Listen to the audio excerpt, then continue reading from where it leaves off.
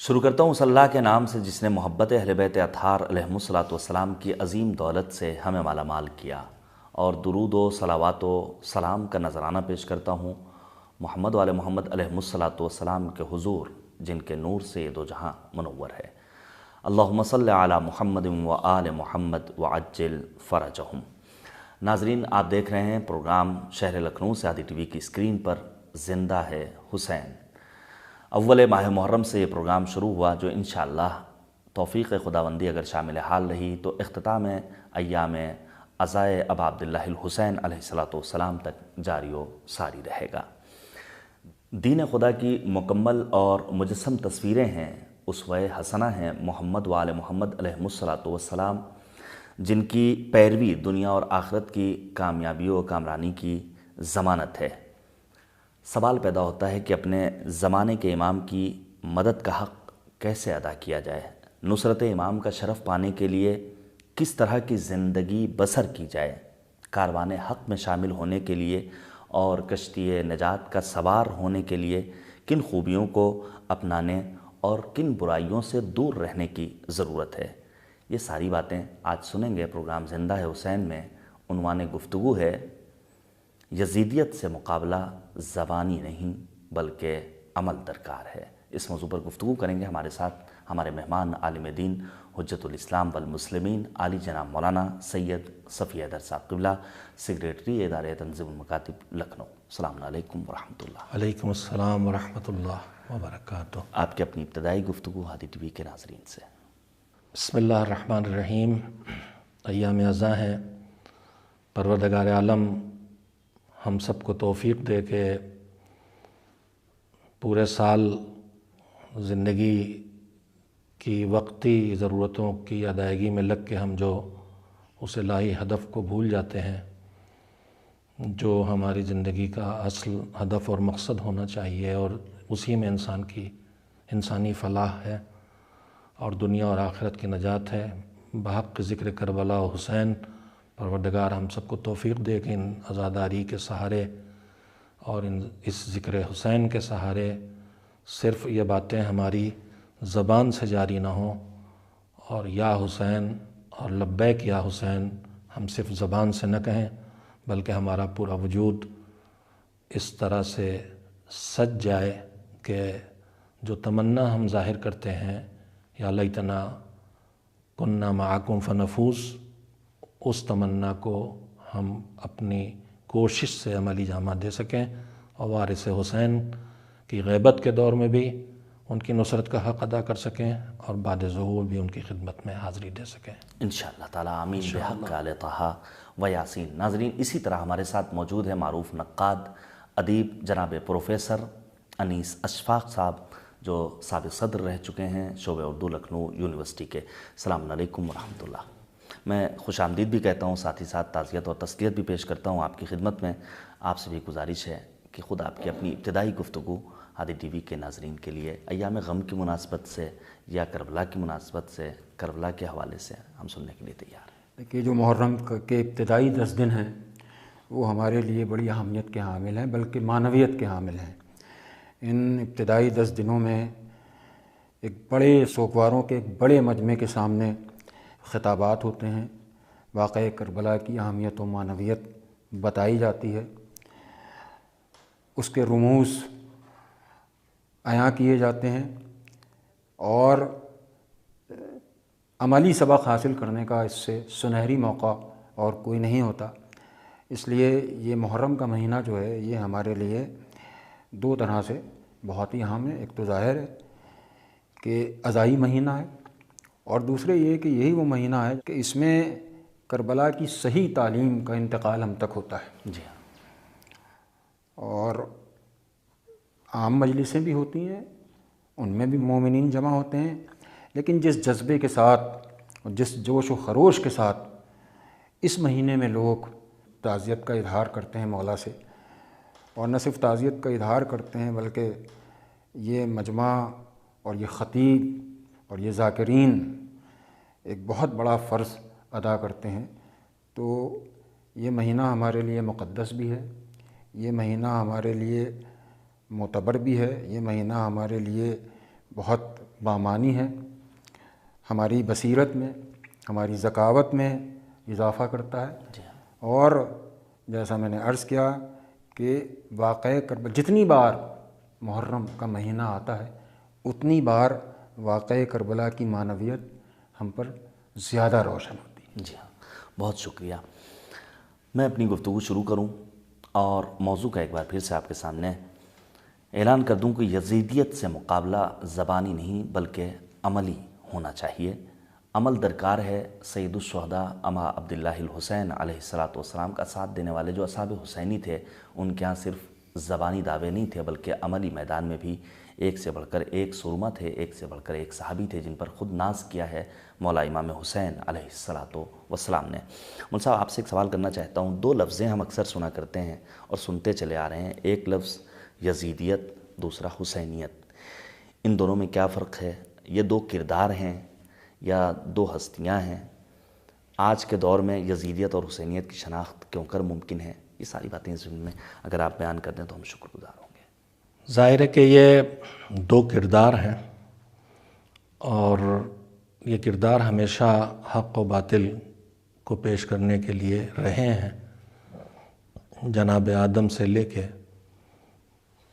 سید الشہداء تک اور سید الشہداء کی شہادت کے بعد آج بھی اور کل تک۔ لیکن اس حق کے حامی، حق کے محافظ اور حق کے لیے جو کچھ بھی ایک وجود کو اللہ سے ملتا ہے وہ سب قربان کر دینے والے حسین اس طرح سے نمائندے بنے حق کی حفاظت کے لیے کہ حسینیت کا لفظ وجود میں آ گیا، ورنہ جیسے جناب آدم سے منسوب ایک لفظ آدمیت بولا جاتا ہے، جی ہاں، میری یادداشت میں نہیں ہے کوئی اور پھر ایسی شخصیت ملے جس کے نام سے ایک کردار اس طرح سے پہچانا جائے جو حسینیت کے نام سے پہچانا جاتا ہے۔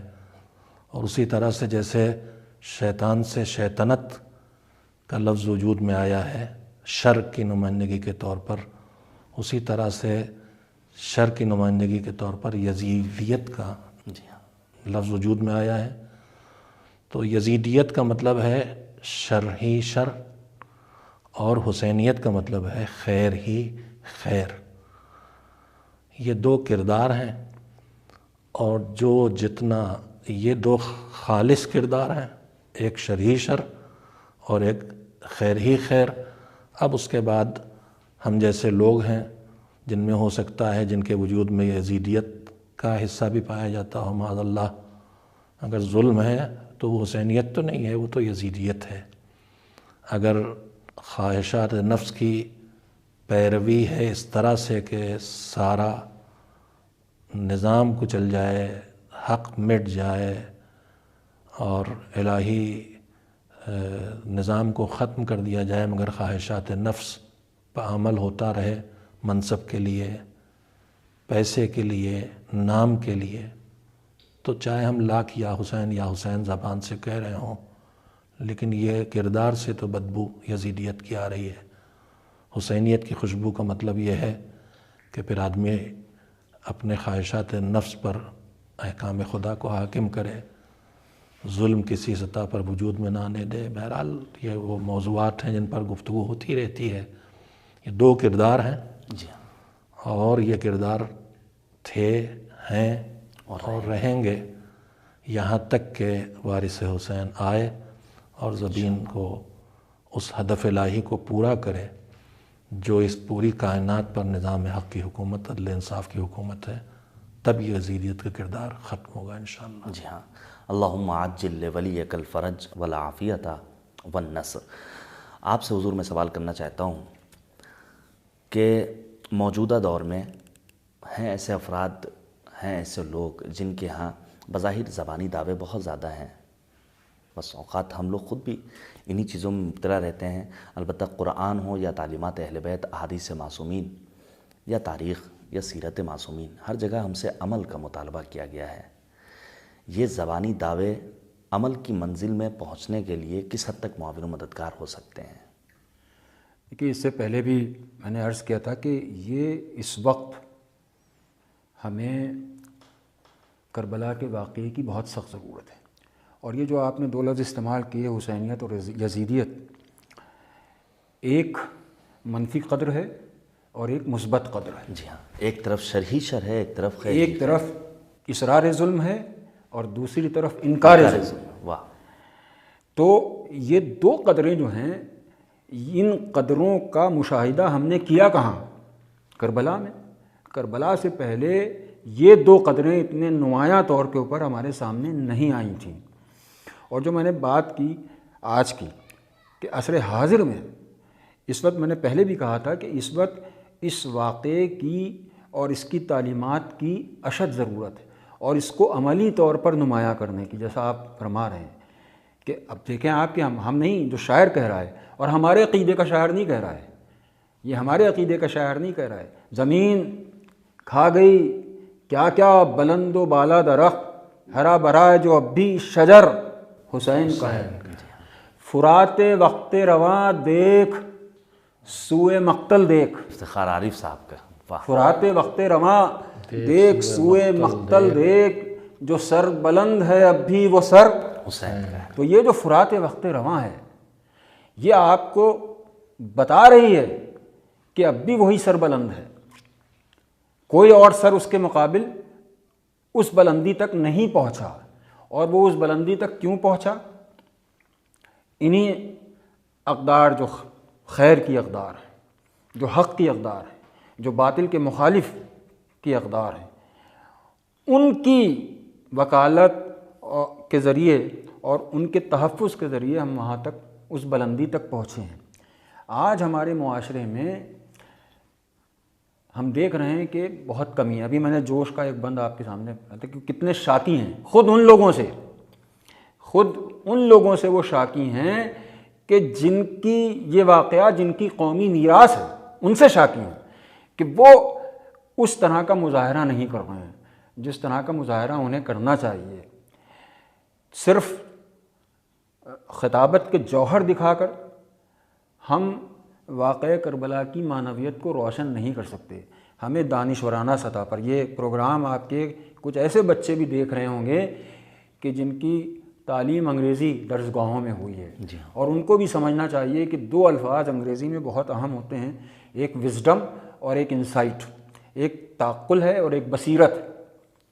یہ کربلا اپنے اندرون میں جن دو چیزوں کو سب سے زیادہ روشن کرتا ہے، وہ ہماری وزڈم اور ہماری انسائٹ، ہماری بصیرت، اور تیسری انٹیلیکٹ یعنی دانش۔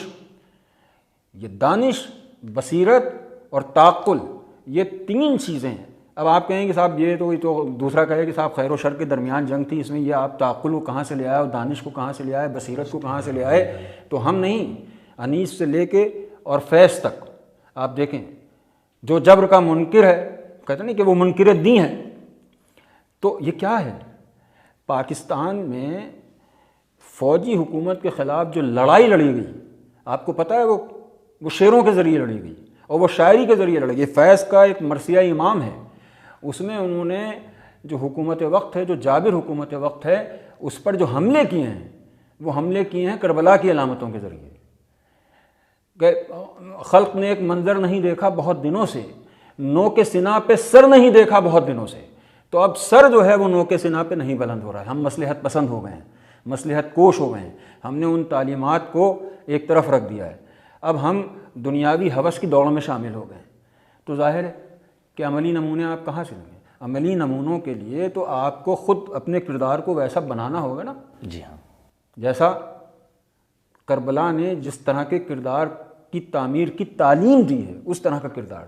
تو اب نو کے سنا پر وہ خلق جو ہے وہ منظر نہیں دیکھ رہی، اب آپ ظلم سے مصالحت کر لیتے ہیں، مصلحت پسند ہو جاتا ہے، مصلحت پسند ہو گئے ہیں آپ۔ اور وہ بہت ہی اچھا ایک شعر ہے کہ میں آپ کو سنا دوں کہ بہت کچھ دوستوں بسمل کے چپ رہنے سے ہوتا ہے، یعنی جس کو قتل کیا جائے، بہت کچھ دوستوں بسمل کے چپ رہنے سے ہوتا ہے، فقط اس خنجر دست جفا سے کچھ نہیں ہوتا۔ تو آپ خنجر دست جفا کے سامنے آپ نے خاموشی اختیار کر لی ہے۔ آپ دیکھیں کہ آج کیا ہو رہا ہے، آپ اس شہر کی مثال لے لیں، ظاہر ہے کہ یہ شہر لکھنؤ میں کیا ہو رہا ہے، میں بہت واضح اشارے نہیں کروں گا کہ ہم کس حد تک چلے گئے ہیں حکومت وقت کو خوش کرنے کے لیے۔ یہ کیا کربلا نے سبق دیا تھا کہ آپ ظالم قوموں کی حمایت کریں؟ کیا یہ کربلا نے سبق دیا تھا کہ جو شر کی قوتیں ہیں آپ ان کا علم بلند کریں؟ یہ تو کربلا نے سبق نہیں دیا تھا۔ لیکن ہماری قوم کے میں کچھ ایسے لوگ ہیں کہ جو ان تعلیمات کو جنہوں نے فراموش کر دیا ہے، اور ان کی وجہ سے ہمارا سر شرم سے جھک رہا ہے۔ بالکل۔ اور یعنی کہ جن حکومتوں کے خلاف ہمیں نبردآزمہ ہونا چاہیے، ہم نے ان کے خلاف سے پراندازی کر دی ان کے سامنے۔ تو معاذ اللہ، خاکم بدہن، یہ کربلا کی تعلیمات کی خاکم بدہن بڑی توہین۔ جی ہاں، یقیناً کربلا ہم سے مطالبہ کرتی ہے کہ تم اپنے آپ کو میدان عمل میں اتارو، ظلم سے مقابلہ کرو، اور جس جگہ بھی انسانیت سسکیاں لے رہی ہو وہاں انسانیت کے حامیوں مددگار بن جاؤ۔ مول صاحب، آپ سے ایک سوال کرنا چاہوں گا، خود کربلا ہم سے کن عمل کا مطالبہ کرتی ہے؟ کربلا ہم سے کن اعمال کو دیکھنا چاہتی ہے؟ نماز، زکوٰۃ، روزہ، خمس، امر بالمعروف، نہی از منکر، ان سب کے علاوہ اور دیگر کون سے اعمال ہو سکتے ہیں؟ کیا کہیں گے آپ؟ میں براہ راست آپ کے سوال سے مربوط گزارش سے پہلے یہ بات عرض کرنا چاہوں گا کہ پورا نظام حیات کسی جگہ بھی صرف زبان کے دعووں کو قبول نہیں کرتا ہے، بلکہ زبانی دعووں کے ساتھ عمل کے تقاضے کرتا ہے۔ اور اسلام دین فطرت ہے، انسانی فطرت ہی کو محفوظ رکھنے اور فطرت کے ذریعے انسان کو ترقی دینے کے سہارے دیتا ہے۔ قرآن کریم سے لے کے ارشادات معصومین علیہ السلام تک مسلسل اس بات کی طرف ہم کو متوجہ کیا گیا ہے کہ خالی زبانی دعووں کی کوئی قیمت نہیں ہے، حتیٰ کہ لفظ ایمان کی بھی جو تشریح روایات میں آئی ہے، چاہے وہ پیغمبر خدا حضرت محمد مصطفیٰ صلی اللہ علیہ وسلم کے ارشادات ہوں، اور چاہے ان کے ارشادات کو پھر سے امت کے سامنے اپنے زمانے میں پیش کرنے والے ائمہ طاہرین ہوں۔ یہ جملہ میں نے اس لیے کہا ہے کہ ائمہ نے یہ فرمایا ہے کہ کوئی بات بھی ہم اپنی طرف سے نہیں کہتے، ہم جو بھی کہتے ہیں وہ وہی کہتے ہیں جو ہمارے جد اور ہمارے رسول نے کہا تھا، اور پیغمبر وہی کہتے ہیں جو حکم خدا ہوتا ہے۔ میں یاد دلانا چاہوں گا صرف ان بے شمار ہدایات میں سے ایمان کے متعلق کہ ایمان کو صرف زبان کے اقرار کی سے تعبیر نہیں کیا گیا ہے، صرف دل سے قبول کر لینے کو بھی ایمان قرار نہیں دیا ہے۔ معصومین کے ارشادات میں تیسری شرط ہے کہ دل سے قبول کر لینے کے بعد، زبان سے اقرار تو کر ہی لے گا، دل سے قبول کر لینے کے بعد اپنے وجود سے، اپنے اعضاء و جوارح سے، ہاتھ پیروں سے، آنکھ سے، زبان سے اس پر عمل بھی کرے۔ ایک بنیادی بات ہے۔ پیغمبر خدا صلی اللہ علیہ وسلم کا ارشاد ہے کہ لا یقبل قول بلا عمل، کوئی بھی تمہاری بات اور کوئی بھی تمہارا دعویٰ بغیر اس قول کے ثبوت کے طور پر جب تک عمل نہ پیش کرو وہ قابل قبول نہیں ہو سکتا۔ پوری روایت اور اس سے آگے تک ہے، مفید ہے، اس لحاظ میں جلدی سے سنا دینا چاہتا ہوں کہ لا یقبل قول بلا عمل ولا یقبل قول وعمل الا بالنیہ ولا یقبل قول وعمل ونیۃ الا باصابۃ السنہ۔ پیغمبر کا ارشاد ہے کہ زبانی دعوے کافی نہیں، اس کے ساتھ ثبوت میں عمل چاہیے، اور عمل بھی صرف تب قابل قبول ہے جب اس کے ساتھ نیت بھی درست ہو، نہ دکھاوا، نہ نام، نہ شہرت، کچھ نہیں، صرف اور صرف للہیت، خلوص، حکم خدا کی پابندی، مخلوق کے کام آنا، جو بھی اس عمل کا نتیجہ ہے۔ اور اتنا بھی کافی نہیں ہے، میں اس وقت خاص کر کے اپنی قوم سے عرض کروں گا کہ منمانا عمل بھی کافی نہیں ہے، جی ہاں، الا باصابۃ السنہ۔ جو اللہ نے عملی نمونے بھیج دیے تھے، آئیڈیل بھیج دیے تھے، یعنی محمد و آل محمد علیہ السلام، جن کو اسوہ قرار دیا ہے، تمہارا عمل خیر بھی ان کے کردار کے سے سیکھا ہوا ہونا چاہیے۔ تمہیں اپنی طرف سے منمانے طور پر بنام دین کاموں کو ایجاد کرنے کی اجازت نہیں ہے. تو ضرورت ہے عمل کی. اور کوئی بھی یا لیتنا کنا معکم فافوز معکم ہم مسلسل دعا کرتے ہیں زیارتوں میں، لیکن دعا کے لیے پیغمبر اکرم صلی اللہ علیہ وآلہ وسلم کا معروف ترین ارشاد ہے کہ پیغمبر نے فرمایا کہ الداعی بلا عمل کالرامی بلا وطر. دعا بھی بغیر عمل کے قبول ہونے. عمل کا مطلب وہ نہیں ہے جو آج میرے زبان سے کہتے ہی سمجھ میں آئے گا کہ وہ 40 دن کے چلے پہ بیٹھے ہیں. آج کل عمل کا لفظ بھی نہ جانے کہاں سے کہاں چلا گیا ہے. عمل کر رہے ہیں، محدود کر جی عمل کر رہے ہیں. مطلب لگتا ہے کہ کچھ قرآن لیے بیٹھے ہوں، کچھ لیمو وغیرہ اور ہوگا، وہ عمل نہیں ہے. عمل کا مطلب جو آپ کا نظریہ ہے، دین نے تشکیل دیا اس نظریے کو، اس کے مطابق جو آپ کو کرنا چاہیے. اور جب یہ انسان کرے گا تو اس کی پوری زندگی عبادت خدا بن جاتی ہے، روزی کمانے سے لے کے سجدہ الہی تک، اور راہ کے میں پڑے ہوئے ایک پتھر کے کنارے کرنے سے لے کے دین کی رکاوٹوں دور کرنے تک. پیغمبر نے فرمایا کہ دعا بیٹھ کے کرو لاکھ، لیکن جو کر رہے ہو، جو مانگ رہے ہو، اس کے حصول کی کوشش نہ کرو تو کوئی حاصل نہیں ہے. ایسے ہی ہے جیسے تیر پھینکو اور کمان کے بغیر ہاتھوں سے پھینکا جائے. تو پورا نظام زندگی فطرت کا تقاضا ہے، صرف دین نہیں ہے، پورا فطرت کہتی ہے کرنا ہے تم کو. صحیح. صرف اور صرف یوں کہا جا سکتا ہے آسان لفظوں میں، ڈاکٹر کے پاس انسان جائے اور دوا لے. جی ہاں، تب ہے علاج. صحیح لا کر کے اسے کھائے، ورنہ علاج جب نہیں ہے. صحیح ڈوز اس کے بدن میں پہنچے گی تو یقیناً اسے شفا ملے گی. وقت آن پہنچا ہے کہ ہم وقفے کا اعلان کریں، لیکن وقفے پہ جانے سے پہلے جناب انیس اشفاق صاحب کے اشعار کو سننا ہم پسند کریں گے. اگر زحمت نہ ہو تو چند اشعار بارگاہ امام حسین علیہ الصلوۃ والسلام. پروردگار نے آپ کو یہ خصوصیت عطا کی ہے، نظم و نثر پر مکمل عبور رکھتے ہیں جناب پروفیسر انیس اشفاق صاحب. کہ لشکر بہت یہ اہل ستم لے کے آئے ہیں، لشکر بہت یہ اہل ستم لے کے آئے ہیں، ہم سوئے نہر ایک علم لے کے آئے ہیں. ہم سوئے نہر ایک علم لے کے آئے ہیں. لکھنا ہے مدح مہر شہادت میں حرف نور.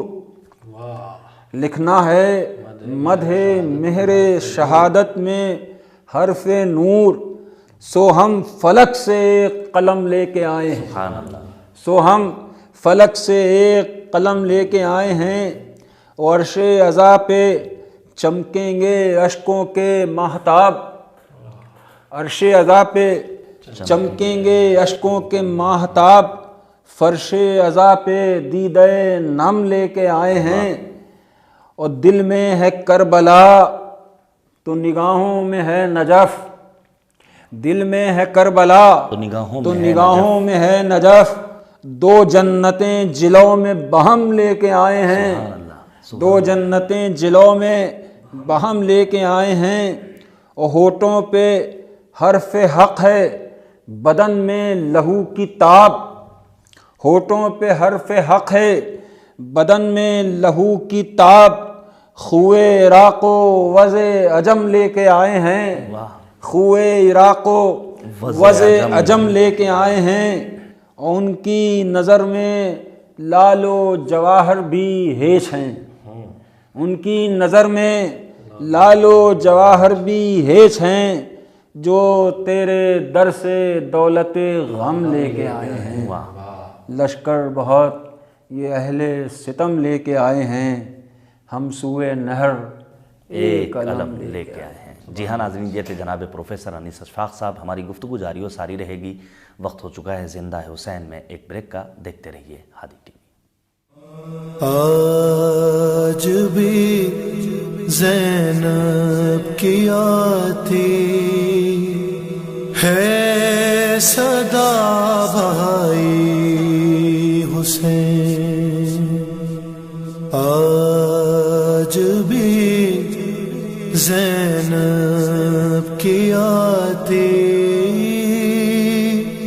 ہے صدا بھائی حسین. تیرا چہرہ تیری آنکھیں بھول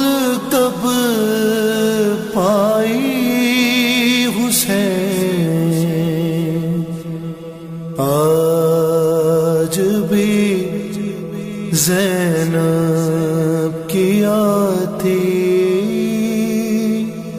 ہے صدا بھائی حسین، آج بھی زینب کی آتی ہے صدا بھائی حسین۔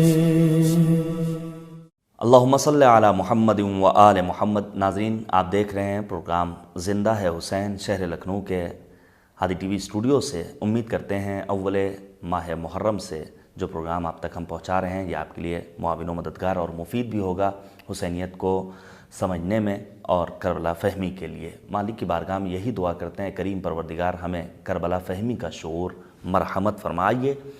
دعائے توسل کا وہ فقرہ اپنی زبانوں پر لاتے ہیں۔ بسم اللہ الرحمن الرحیم۔ یا ابا عبداللہ یا حسین ابن علی ایہا الشہید یبن رسول اللہ، یا سیدنا و مولانا انا توجہنا واستشفعنا وتوسلنا بک الی اللہ وقدمناک بین یدی حاجاتنا، یا وجیہا عند اللہ اشفع لنا عند اللہ۔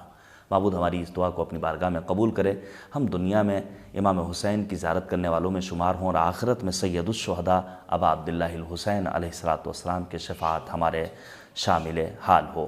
عنوان گفتگو ہے یزیدیت سے مقابلے کے لیے عمل درکار ہے، صرف زبانی دعوے کافی نہیں ہیں۔ ہمارے ساتھ موجود ہیں حجت الاسلام والمسلمین عالی جناب مولانا سید صفی حیدر صاحب قبلہ، اور اسی طرح جناب پروفیسر انیس اشفاق صاحب۔ ایک بار پھر سے تعزیت اور تسلیت پیش کرتے ہیں آپ دونوں حضرات کی خدمت میں۔ امام حسین علیہ السلام شب عاشور مہلت لی ہے، اور مہلت بھی یوں ہی بسر کرنے کے لیے نہیں بلکہ اس میں بھی بعض اعمال انجام دیے۔ خود یہ کس بات کا پیغام لیتا ہے ہمارے لیے؟ ابھی جو اس سے پہلے گفتگو جہاں سے شروع ہوئی تھی آپ نے اس وقت ایک جملہ کہا تھا کہ نماز اور روزے اور زکوٰۃ کے علاوہ کا سید الشہداء اور کربلا سے ہمیں کیا پیغامات ملتے ہیں۔ میں اسی جگہ سے بات کو شروع کرنا چاہتا ہوں تاکہ یہ بات بھی واضح ہو جائے۔ زیارت وارثہ میں فقرے ہیں چھٹے امام حضرت جعفر صادق علیہ السلام سے منسوب ہے۔ امام سے گفتگو کرتے ہوئے پہلے ان کے فضائل کا تذکرہ ہے زیارت وارثہ میں، وراثت کے تذکروں سے لے کے طہارت، اور پھر امام نے جو کارنامے انجام دیے ہیں ان کی گواہی زائر کی زبان سے جاری ہوتی ہے۔ تو امام کے کارناموں کے تلخیص کے طور پر امام انہی کے پوتے اور ان کے وارث ہیں اور وقت کے امام ہیں، وہ کہتے ہیں اشہد انک قد اقمت الصلاۃ وآتیت الزکاۃ وامرت بالمعروف ونہیت عن المنکر واطعت اللہ ورسولہ حتی اتاک الیقین۔ یہ حسین کی پوری کاوش و کوشش اور اس کربلا کا خلاصہ ہے جو امام نے بیان کیا ہے۔ بہت سے الفاظ ہیں جو ہماری زبان پر آتے ہیں تو خاص تصورات کے ساتھ، اس میں سے نماز و زکوٰۃ بھی ہے۔ جو الفاظ قرآن مجید میں بہت دہرائے گئے ہیں ان میں سے دو لفظ بھی ہیں، اور عموماً اگر ہر جگہ نہ ہو میں اتنے بھروسے سے نہیں کہہ سکتا کہ دونوں چیزوں کا ذکر بھی عموماً ساتھ ساتھ آیا ہے، نماز اور زکوٰۃ کا۔ علماء تفسیر نے، ظاہر ہے کہ تفسیر بالرائے نہیں ہوتی، ہمارے علماء جو بھی قرآن مجید کی تفسیر بیان کرتے ہیں وہ معصومین علیہ السلام کے ارشادات یا عقل سلیم کی مدد سے۔ میں جملہ اس لیے کہہ رہا ہوں کہ آج کل ایک بلا آئی ہوئی ہے منبر سے، اور حسینیت کو مقصد سے ہٹانے کے لیے اور دین کو کہ ڈھانچہ باقی رہ جائے اور دین نہ رہے، روح نہ رہے، اس کے لیے جو دشمنان دین نے تدبیریں کی ان میں سے ایک بڑی بلا آئی ہے قرآن مجید کی آیات کی منمانے ڈھنگ سے تفسیر کر کے توحید اور الوہیت سے لے کے قیامت تک ہر عقیدے کو کمزور کرنا۔ لفظ زکوٰۃ اور لفظ صلاۃ جہاں جہاں آیا ہے علماء بڑی تعداد میں مفسرین نے لکھا ہے، اور یہ بات میں سامعین میں نوجوانوں کے لیے عرض کر رہا ہوں، بزرگوں سے معذرت کے ساتھ، کہ پروردگار عالم نے جو نظام حیات بنایا ہے ان میں ہم سب کو حقوق بھی دیے ہیں، فرائض بھی رکھے ہیں۔ حقوق کی دو قسمیں ہیں، کچھ اللہ کے حق ہیں، یہ لفظ ذرا مجبوری ہے ورنہ ہم اللہ تک کچھ پہنچاتے نہیں ہیں، جو حق اللہ کہلاتا ہے وہ بھی اس میں بندے ہی کے مفاد تک اس کو پہنچاتا ہے۔ نماز کا بندگی سے انسانیت مخلوق سے کوئی رشتہ نہیں، بندے سے اللہ سے رشتہ، اس لیے حق اللہ کہلاتا ہے، لیکن اس کے فوائد سب کے سب پلٹ کے اسی انسان تک آتے ہیں۔ تو ایک حق اللہ ہے اور ایک حق الناس ہے، حق المخلوق ہے۔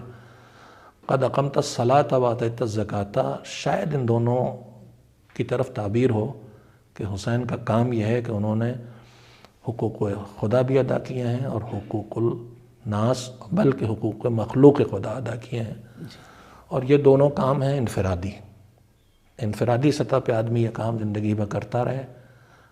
اب اس کے بعد پھر اگلی منزل آتی ہے امر بالمعروف اور نہی عن المنکر، کہ خود سدھر جانا اور خود صحیح لائن پہ آ جانا کافی نہیں ہے، بلکہ اب نیکی پھیلانا اور برائی سے روکنا یہ ضروری ہے، اس لیے کہ یہ کام نہیں کریں گے تو خود بھی ان خرابیوں سے بچ نہیں سکیں گے۔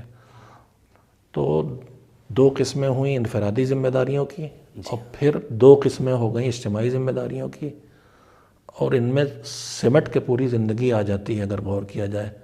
اور اس سب کو پھر سمیٹ کے اگر دیکھیں وَأَطَاعَتَ اللَّهَ وَرَسُولَهُ حَتَّى أَتَاكَ الْيَقِينُ، اطاعت مطلق پروردگار اور رسول خدا صلی اللہ علیہ وسلم، یہ سمیٹ کے خلاصہ ہے۔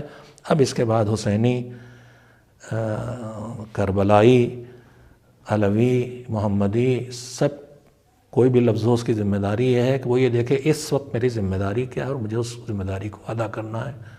کربلا کے عظیم ترین پیغامات میں سے ایک یہ ہے، چونکہ وہ موقع وہ ہے جب ظلم کے خلاف حسین اٹھے ہیں، وہ وقت ہے اس کا اٹھنے حسین کے قیام کا، اس لیے ہم اس کو سب سے زیادہ ظلم کے خلاف قیام سے جوڑتے ہیں، اور بے شک ہے اس کا سب سے بڑا اور عظیم ترین پیغامات میں سے ایک ہے، لیکن کربلا پورے دین کا پیغام ہے اور دین کے ہر پہلو تک کربلا پہنچاتی ہے اگر اس پہ غور کیا جائے۔ جی ہاں، خود واقع کربلا اور شب عاشور سید الشہداء کا مہرت لے کر عبادت و بندگی کرنا، قرآن کی تلاوت کرنا، جی مالک سے کریں گے، راز اصل اور سال دعا پھر رہ مناجات گیا تھا۔ کرنا۔ جی ہاں، میں یہ دریافت کرنا چاہتا ہوں، ہم بسا اوقات اللہ کی عبادت بھی کرتے ہیں۔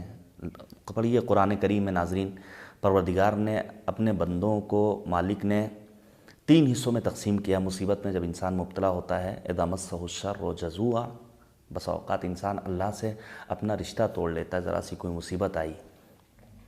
اس کے بعد دوسری منزل یہ ہے کہ انسان صبر کی منزل میں ہوتا ہے، جو واقعاً لائق تحسین ہے، لیکن اس کے آگے کی منزل وہی ہے جو معصومین یا خاصان خدا سے مخصوص ہے، مرضی خدا، ان کی اپنی مرضی ہوتی ہے۔ ہم ذرا سی مشکل میں گرفتار ہوتے ہیں کیوں کر ہمارا اللہ سے رشتہ اور ناطہ ٹوٹ جاتا ہے، کیسے بچا جائے اس سے؟ حال بھی آپ نے بتا دیا، کربلا میں حسین نے ان آلام میں، ان مصائب میں، جب 7 محرم کی صبح سے خیموں میں اصغر اور سکینہ اور محمد باقر علیہ السلام سب پیاسے ہیں اور والتش کی آوازیں اٹھ رہی ہیں، اس مصیبت بھری دنیا میں بھی اللہ سے رشتہ جتنا اس وقت تھا اس کو اور آگے بڑھانے کی کوشش کی ہے۔ اور میں یہیں پر پھر ایک بات عرض کرنا چاہوں گا کہ اس وقت دشمن نے بہت کوشش کی عزاداری کو ختم کرنے کی، گلے کاٹ کے اور بم پھوڑ کے اور خون بہا کے، صدیوں کوشش کی ہے، ناکام ہوا ہے۔ اب اس نے اس حملے کو تو جاری رکھا ہے، اس میں وہ کمزور نہیں ہے، لیکن تاریخ میں انحراف تو ہمیشہ آیا ہے، لیکن اس وقت محسوس یہ ہوتا ہے کہ جو صدیوں تک ظالموں کی حکومت بعد پیغمبر بنی امیہ اور بنی عباس کی شکل میں رہی، اس میں جتنے انحراف پیدا کیے گئے تھے ان سب کو سمیٹ کے اس وقت پھر سے کوشش ہو رہی ہے اہل حق میں ان انحرافات کو زندہ کرنے کی، اور اس میں خود عزاداری کو اس سے زیادہ افسوسناک بات نہیں ہو سکتی کہ ہماری کم شعور کی وجہ سے عزاداری کو جو مقصد حسینی کی حفاظت کا ذریعہ ہے اسے اس کے خلاف استعمال کرنے کی منزل تک لے آیا جائے۔ جس حسین نے شب عاشور مہلت لی، جس حسین نے ظہر عاشور نماز ادا کی جماعت سے، اس حسین کی عزا کے نام پر یہ نظریہ پیدا ہو جائے کہ ہم تو صرف حسین پر رونے کے لیے پیدا ہوئے ہیں۔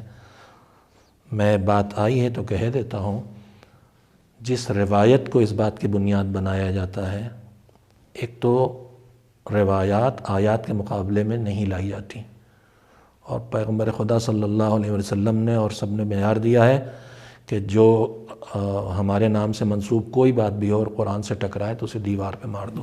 قرآن کریم میں صاف صاف ہے وَمَا خَلَقْتُ الْجِنَّ وَالْإِنسَ إِلَّا لِيَعْبُدُونِ، عبادون کا مطلب اطاعت پروردگار ہے زندگی میں ہر جگہ، اس میں نماز سے لے کے روزی کمانے تک سب کچھ شامل ہے۔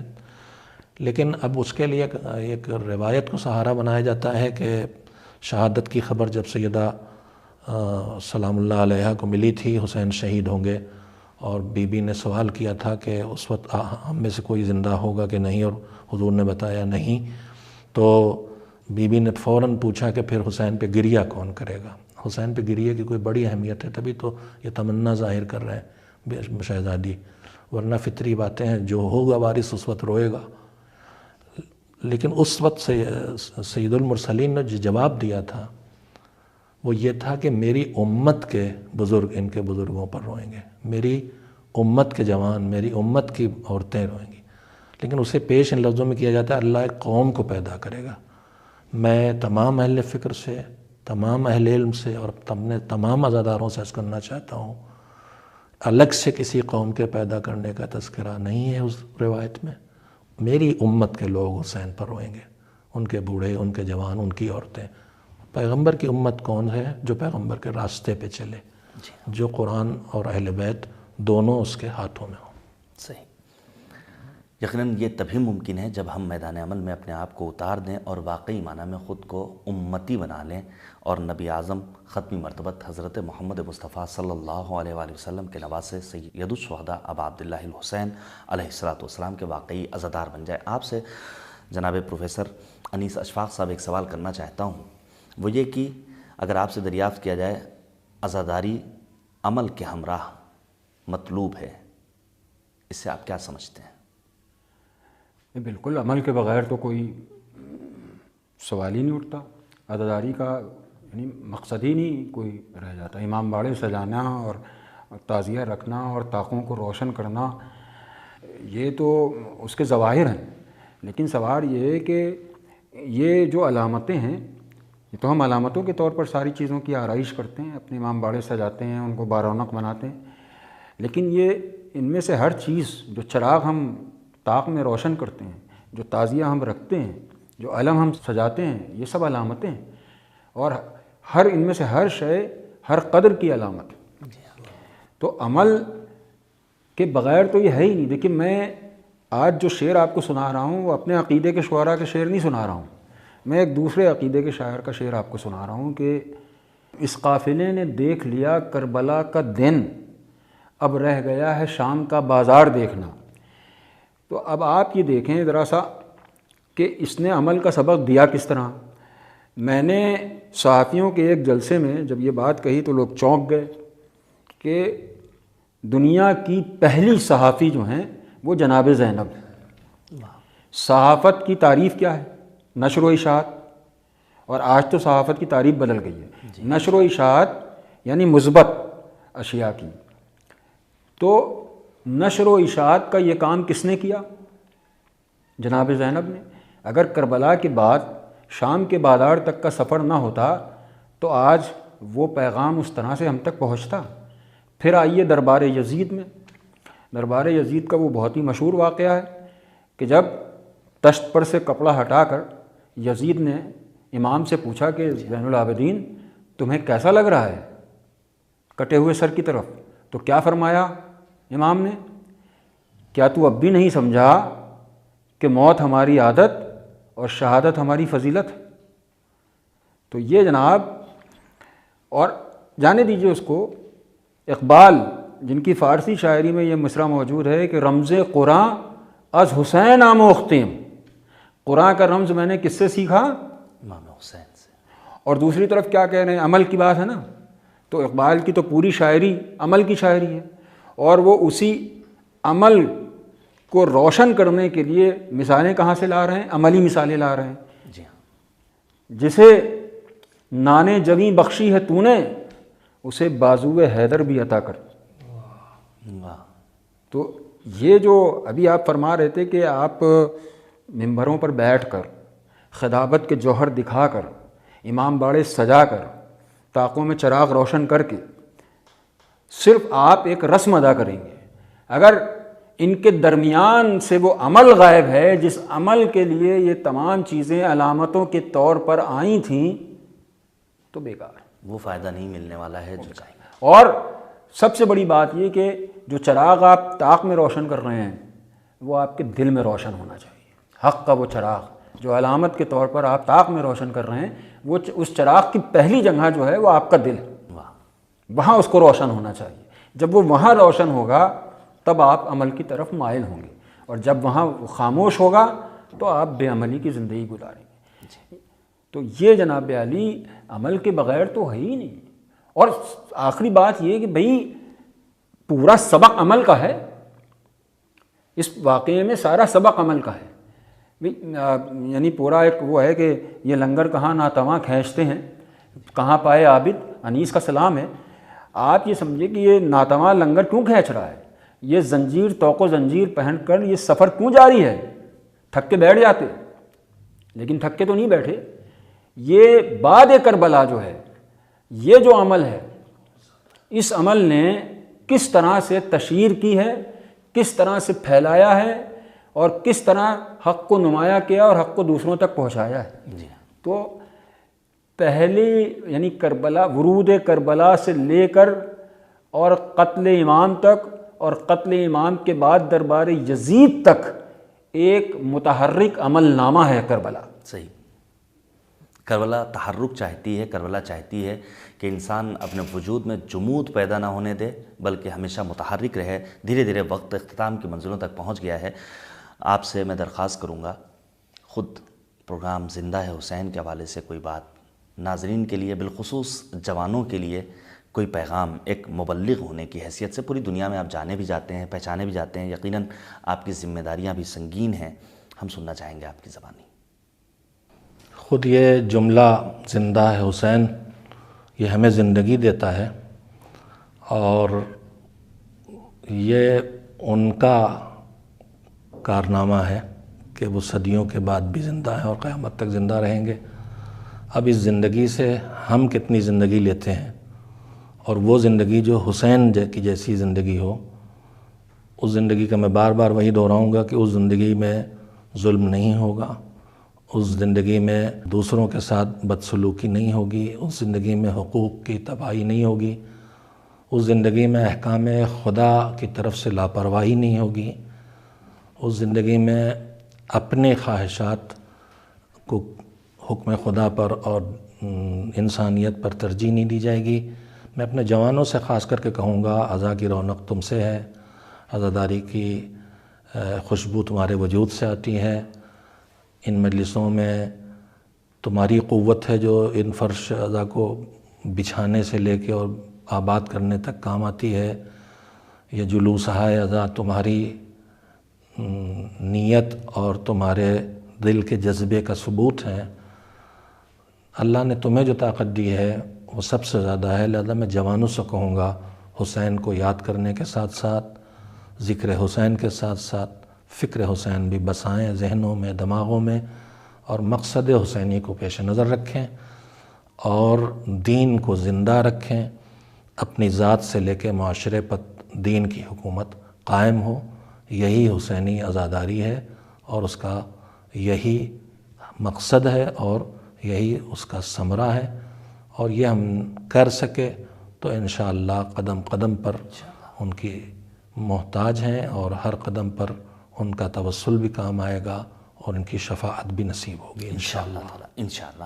حضور، اختتام پروگرام آپ کا اپنا پیغام اور آپ کے اپنے اشعار ایک بار پھر ہماری زحمت کو قبول کریں، بارگاہ سید الشہداء میں منظوم خراج عقیدت کے ساتھ ساتھ نثر میں چند باتیں۔ اپنے قوم، آپ کا تعلق یونیورسٹی سے رہا ہے، نہ جانے کتنے مکاتب فکر کے اسٹوڈنٹس آپ کے سامنے زانو ادب طے کر چکے ہیں، آپ زیادہ بہتر انداز سے پیغام کو منتقل کر سکتے ہیں، کیا کہیں گے آپ؟ دیکھیے، میں نے تو اس طرح سے میں یہ نہیں کہوں گا خدمت کی، لیکن عمل یوں انجام دیا کہ جب تک میں رہا وابستہ اپنے یونیورسٹی سے، تو میرے یہاں یعنی مرثیے پر سب سے زیادہ کام ہوا، اور مرثیے کے معنوی پہلو پر اور کربلا کے یعنی علامات کربلا کے اوپر کئی مقالے میرے یہاں لکھے گئے ان کی معنویت کے اوپر، اور کیونکہ یہ ایک بڑا ذخیرہ موجود ہے ہمارے ادب میں، یعنی اور وہ کہ جو ہمارے عقیدے کے، جیسا میں کہہ رہا ہوں، شعراء نہیں ہیں، وہ افتخار عارف ہیں، عرفان صدیقی ہیں، منیر نیازی، پاکستان میں تو یہ شاعری جو ہے بہت پنپ رہی ہے، اور اس لیے کہ جو بصیرتیں موجود ہیں اس شاعری کے اندر، اور یہ بصیرتیں اس واقعے کی وجہ سے موجود ہیں، تو میں نے جناب اچھا خاصا کام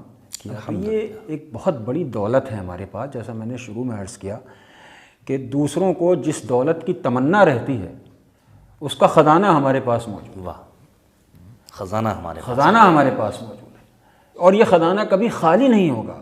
بے شک، یہ خزانہ ایسا ہے کہ جو کبھی خالی نہیں ہوگا، اس لیے کہ آپ کو کبھی بھی خیر و شر کی قوتوں سے مفر نہیں ہوگی، اور جب جب شر کی قوت سر اٹھائے گی تب تک حق اس کے مقابل آئے گا، اور حق تحریک کہاں سے حاصل کرے گا؟